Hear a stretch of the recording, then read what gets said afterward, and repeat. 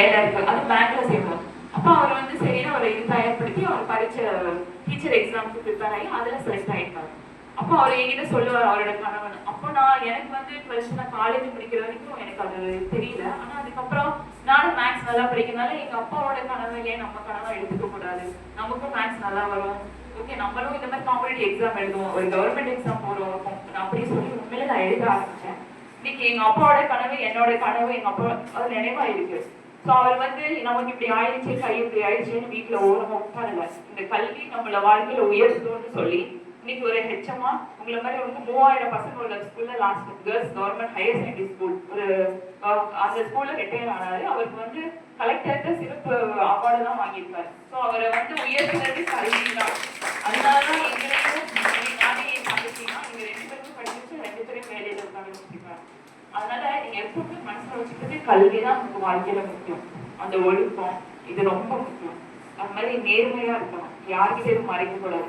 அப்புறம் போன் இப்ப லேட்டஸ்டா வந்து நிறைய போனாலதான் நமக்கு வந்து நிறைய டிஸ்ட்ராக்ஷன் ஆகுது. அந்த போன் யூஸ் பண்றதை அவாய்ட் பண்ணிக்கணும். அதுக்கெல்லாம் ஒரு வயசு வரும், வேலை பார்க்க போயில நீங்களாம் சொந்தமா போன் வாங்கி அப்ப யூஸ் பண்ணலாம். அம்மாவுக்கு தெரியாம போன் எடுத்து விளையாடுறது, அப்பாவுக்கு தெரியாம போன் எடுத்து யூஸ் பண்றது.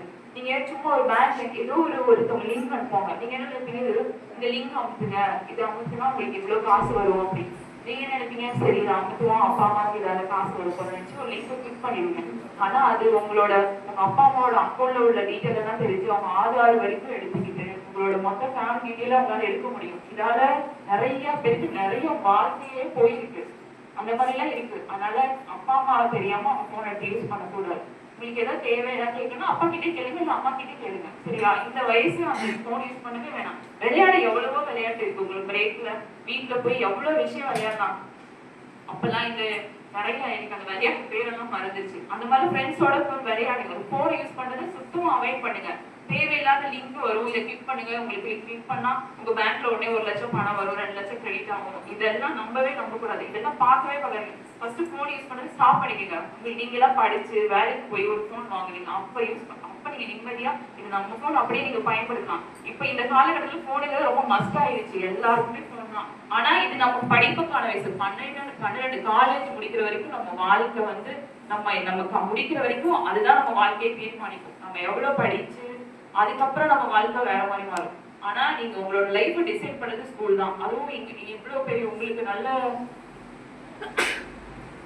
உங்களை இவ்வளவு குரோத் ஆகி உங்களை இன்னைக்கு இவ்வளவு சூப்பரா பேசுனீங்க. இன்னைக்கு உங்களை இவ்வளவு வளர்ச்சி அடைஞ்சிட்டு உங்களோட டீச்சர்ஸ் எல்லாத்துக்கும் உண்மையிலே நான் ரொம்ப தேங்க்யூ, நன்றி, அவ்வளவு நன்றி சொல்றேன். ஏன்னா உங்களை இவ்வளவு தூரம் இன்னைக்கு இங்க வந்து இவ்வளவு இதா பேசுறீங்க.